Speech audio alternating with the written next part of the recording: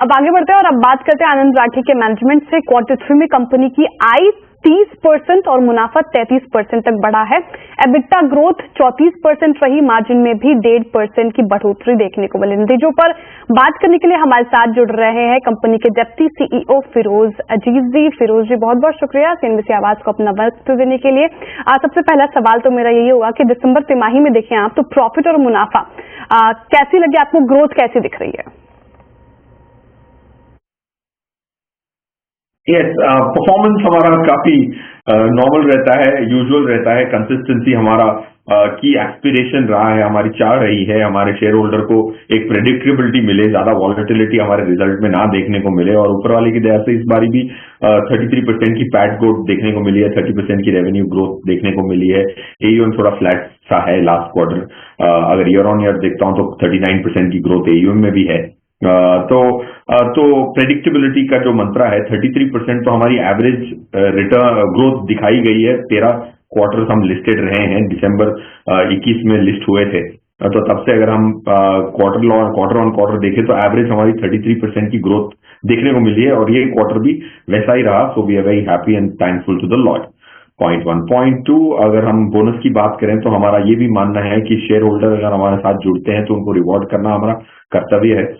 तो वैसे ही अगर आप हमारी डिविडेंड पॉलिसी देखें हिस्टोरिकली और अगर वापस हमारे जो प्रॉफिट्स हैं काफी बड़े हैं लास्ट 2-3 सालों में लिस्ट होने के बाद, तो बोनस 1:1 का बोनस भी हमने डिक्लेयर कर दिया है बोर्ड की अप्रूवल के साथ। जी well, first of all good morning Firoz sir, मैं कंचन बात कर रही हूँ। और मेरा दूसरा सवाल आपसे ये होगा कि बाजार में इस टाइम पे हम देखिए तो करेक्शन का जो मूड है वो लगातार बना हुआ है, लेकिन बाजार में जो करेक्शन है उससे क्लाइंट्स का मूड कैसा है और इक्विटी में बेसिकली एलोकेशन का इस टाइम पे आप ट्रेंड किस तरीके का देख रहे हैं? तो हम हमेशा क्लाइंट को पहले रिस्क समझाते हैं कि भाई हर 10-15 महीनों में एक बार तो मार्केट 10% गिरती है। ये सेंचुरी के 24 साल निकाल के आप देख लें। तो अगर ये मार्केट का सेकंड नेचर है, वर्ताव है, तो वो समझ के पैसा लगाने वाले का ही पैसा हम लेते हैं। अगर उनके ये समझ नहीं आता है तो वो पैसा लॉन्ग टर्म पैसा है ही नहीं, वो FD का पैसा है और वो मेहमान है इक्विटी मार्केट का। तो ये समझाना मेरे हिसाब से चेक लेते वक्त और हर मीटिंग में समझाना जरूरी है कि ये मान के चलें, क्योंकि FD से ये 3 गुना ज्यादा रिटर्न देता है, पोस्ट टैक्स पे दे चुका है। तो ये जरूर है कि आप लीनियर कर्व ऊपर की तरफ आप हमेशा उम्मीद करेंगे तो गलत होगा, वरना FD से ज्यादा रिटर्न क्यों आए? अगर FD का बर्ताव आप उससे चाहते हैं तो आप जरूर मायूस होंगे। So we prepare the client much before it's too late, that's second. और तीसरा, हम रिस्क ही एक बहुत क्लोजली मैनेज करने की सोचते हैं। और रिस्क को हम अंग्रेजी में नहीं बात करते हैं, हम उसको मेजर करते हैं। Beta, standard deviation, value at risk सब मेजर करके हम अपना पोर्टफोलियो क्रिएट करते हैं। जब वक्त थोड़ा बुरा होता है तो एक अंतर पता लगता है कि कौन सा वेल्थ मैनेजर के प्रति वो पैसा ज्यादा देना चाहे। तो हमारे हमेशा ऐसी मार्केट के झटकों में कंसोलिडेशन बढ़ जाती है, इसीलिए हमारी सबसे ज्यादा नेट फ्लो आई है लास्ट क्वार्टर में। लोग कहते हैं सेंटिमेंट खराब है, 3,400 करोड़ कैसे कलेक्ट कर ली, क्योंकि क्लाइंट कमाता नहीं है एक क्वार्टर में, बट दूसरे एडवाइजर का देखता है कि यार उसके 25% गिर गया। तो रिस्क के समय में ही पता लगता है कि रिस्क कहां लिया गया। बिल्कुल। लेकिन फिरोज जी, आनंद राठी में सिर्फ लिस्टेड इक्विटी प्रोडक्ट ही बेचते हैं आप, अनलिस्टेड और इसकी जैसे दूसरे प्रोडक्ट से आपने दूरी बना रखी है। अपने कॉम्पिटिटर्स के मुकाबले ये आपको किस तरह से बेनिफिट करता है? साथ ही आपको क्या लगता है कि रिस्क एडजस्टेड रिटर्न अच्छे होंगे आने वाले क्वार्टर्स में? बिल्कुल सही फरमाया आपने कि हम वही प्रोडक्ट देते हैं जो हमारे खुद के पोर्टफोलियो में होते हैं। अगर मेरे model portfolio equity mutual fund उदाहरण के तौर पे 14 स्कीम है, तो वही मेरे डीमैट अकाउंट में या फिजिकल यूनिट्स में वही 14 स्कीम आपको मिलेंगी, मेरे टॉप क्लाइंट्स में भी और मेरे पोर्टफोलियो में। अब अगर अनलिस्टेड स्टॉक मैं खरीदने लगूं तो फिर शायद क्लाइंट को देने भी लगूं। बट पॉइंट ये है कि भाई अगर सरलता से 14-15% की कंपाउंडिंग मिली है, हमारा मॉडल पोर्टफोलियो 2014 से अप्रैल 2014 से बीटा रिस्क ली कम से निफ्टी से कम ली और 89% निफ्टी को बीट किया on overall equity, structure product, debt fund सब मिलू के। तो अगर मुझे मिल रही है रिटर्न 14-15% की, निफ्टी से ज्यादा मिली है ऊपर वाले की दया से, पास्ट में ऊपर वाले की दया रही तो आगे भी मिलेगा, बट निफ्टी से कम रिस्क लेके तो रिस्क एडजस्टेड रिटर्न तो काफी अच्छा हो गया। तो मैं सरल चीजें लेके वो अचीव कर सकता हूं, तो मैं कॉम्प्लेक्स चीजें लूंगा क्यों? अगर मेरा ऑब्जेक्टिव ना मीट आ रहा हो, मैं यहां से घर जाने के लिए प्लेन तो नहीं लूंगा, गाड़ी से चलूंगा, अगर गाड़ी में ट्रैफिक ज्यादा रही तो चल के निकल लूंगा, 1.5 किलोमीटर तो है।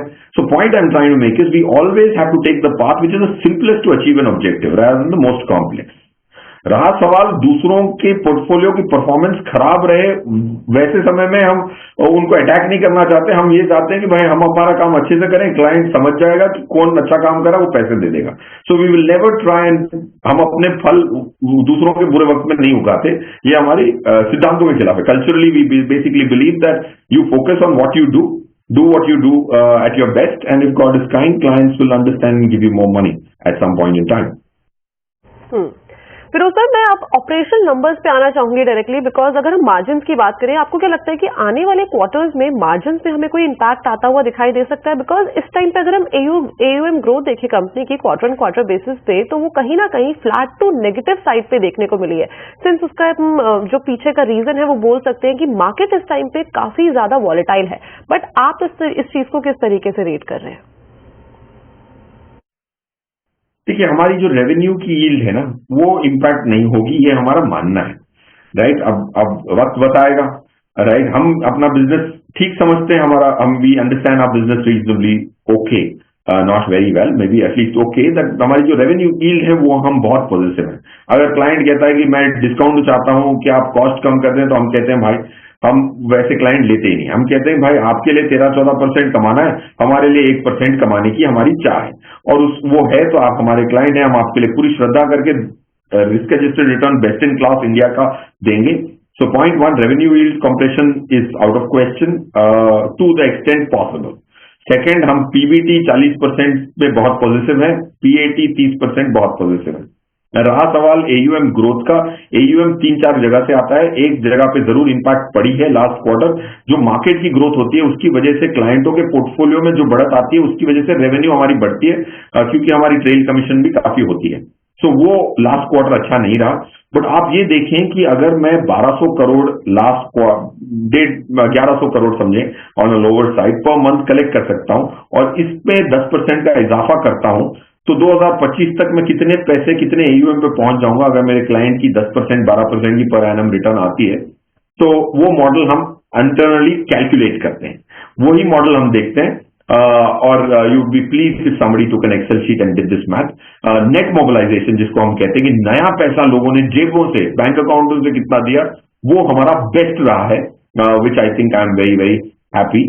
AUM इतना बढ़त नहीं हुई जैसे आपने सही फरमाया, क्योंकि मार्केट ने थोड़ी सी मार्क टू मार्केट नेगेटिव दिखा दी फॉर द लास्ट क्वार्टर, और ऊपर वाले की दया रही तो that comes back in some time. बिल्कुल फिरोज जी, लेकिन एक ऐसा सवाल जो सभी के जहन में इस वक्त, जिस तरीके से बाजार में वोलेटिलिटी देखने को मिल रही है और जिस तरीके से चाल बाजार दिखा रहा है, आपकी क्या हिदायत रहेगी? क्या निवेशकों को अभी सलाह है बाजार में पैसे लगाने के लिए, या फिर अभी दूरी बना लेनी चाहिए?